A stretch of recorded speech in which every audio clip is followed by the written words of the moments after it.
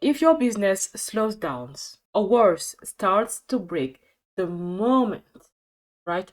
The moment you decide to step away, that is clearly not a sign of strong leadership. It's a sign the business still depends on you to function. And until that changes, your growth will always have a ceiling. And really, this is something founders get backwards. So when the business feels stuck, your instinct is to get more involved, right? You think more oversight, more approvals, more checkings. You need to think, oh, this specific problem is my personal job to fix it. But the founders that are actually pulling ahead right now, they are doing the very opposite.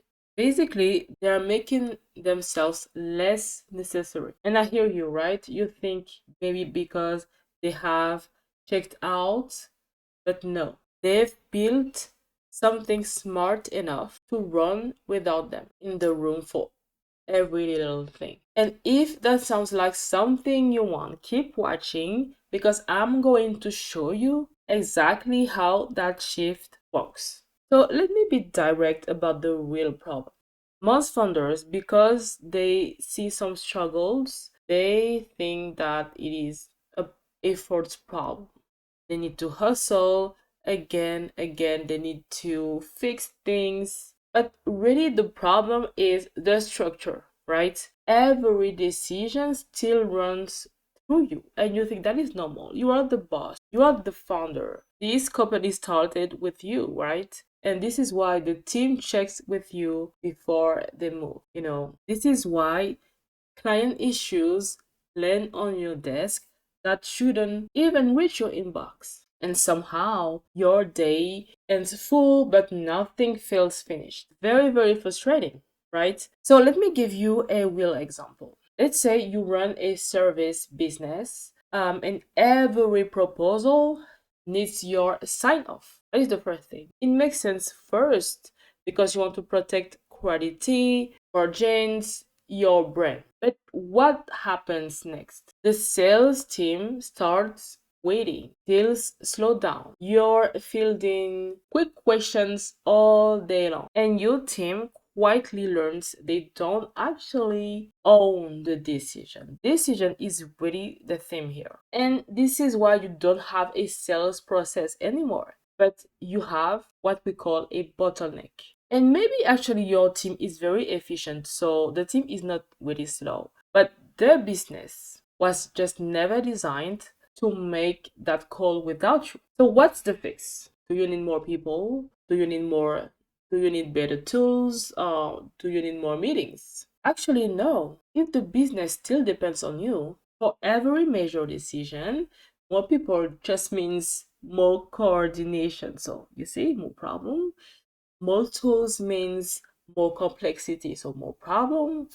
More meetings means more discussion. And we think about time and money, right? It touches the actual issues. The fix is the actual system. And a good system answers three specific questions. The first one is who decides what?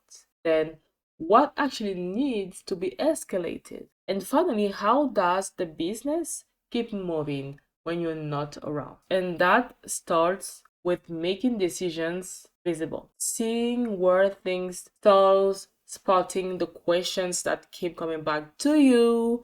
You can grab a little notepad and just write it down. Then it means giving people real ownership, not because they are the boss or the founder, obviously not, but they need to understand that it's not just about execution, because at the end of the day you are a human.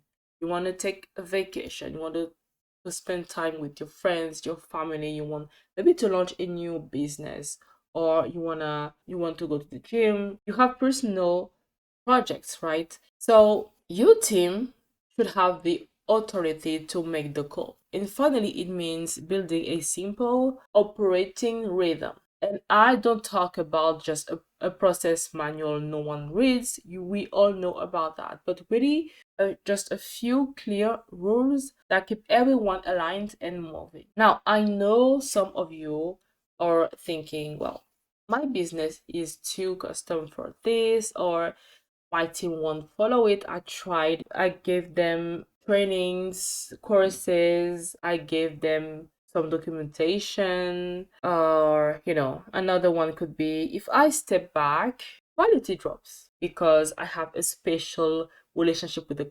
clients. Well, the thing is, in most cases, the business isn't too custom. It's just not defined, right?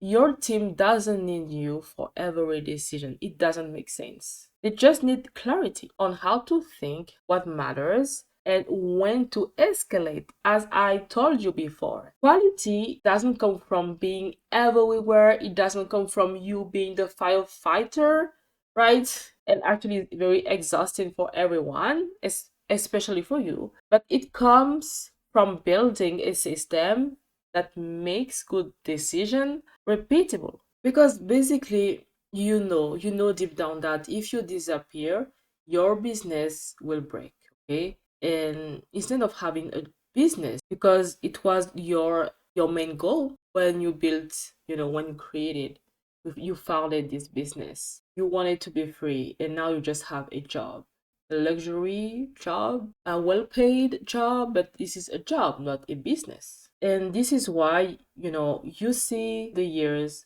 pass and you understand that you will stay trapped in this forever. It is very scary. You can take real holidays without checking Slack or email. It is possible, right? And another problem is the control. You think that if you delegate, I mean an actual delegate, because most of the time founders say, okay, I will delegate, but after that they need to fix what their team did, but it is a cultural issue. So it is possible to build a business that runs without constant founder involvement. It is possible, right? It is possible to stop being the default problem solver. It is possible to make the company more scalable and variable, especially if you have this project of growth.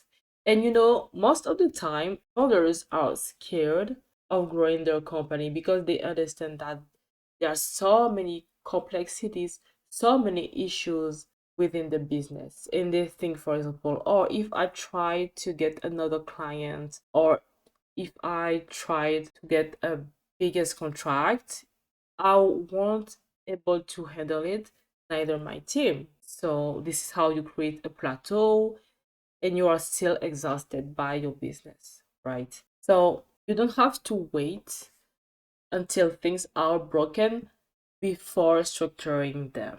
This is very, very important. And the goal isn't to make yourself irrelevant. Obviously, you are the founder, you are very important, but think about the business, okay? You want to make sure that your business is less fragile. Because if your business slows down, when you step away, if the team keeps looping you in, if your calendar is full but your head never clears, that is not a sign of, you need to work harder. You don't have to hustle over and over. Like I said, it's a sign the system needs to be redesigned.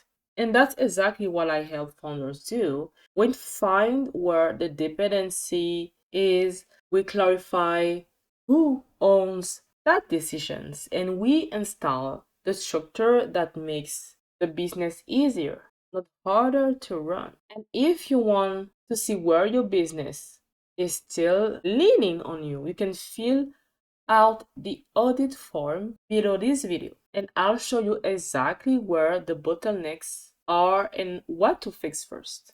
So I gave you 3 questions, okay? If you are able to answer them, it means your system is good, right? Who decides what actually needs to be escalated, and how does the business keep moving where you're not around. So grab a notebook, grab whatever you want, and answer those. If you struggle with this, you can DM me on LinkedIn.